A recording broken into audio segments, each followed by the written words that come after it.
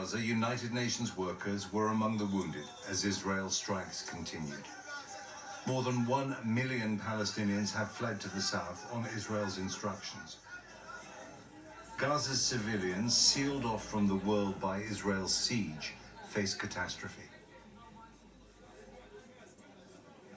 Aid has been waiting for days on the Egyptian side of the border. Joe Biden persuaded the Israelis to allow 20 lorries to cross into Gaza tomorrow.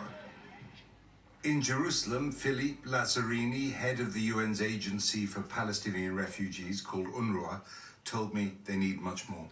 A few days ago, you had some very strong comments after civilians sheltering in one of the UNRWA schools were killed.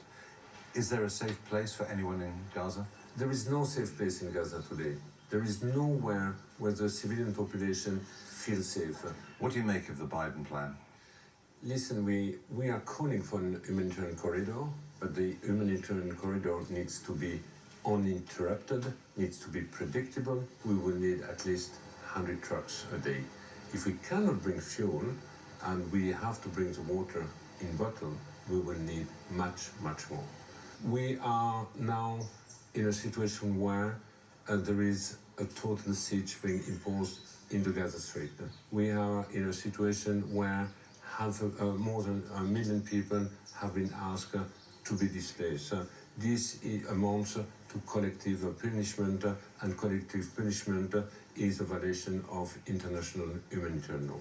Do you have any sympathy with the Israeli perspective that Hamas use people, they say, as human shields? Israel has gone through a traumatic event. I condemn this horrific and barbaric massacre. But killing other people, it does. But this event still does not justify that a war is conducted without any restraint. The war, he said, has left the Middle East on the edge of an abyss. The United Nations has called for a humanitarian ceasefire.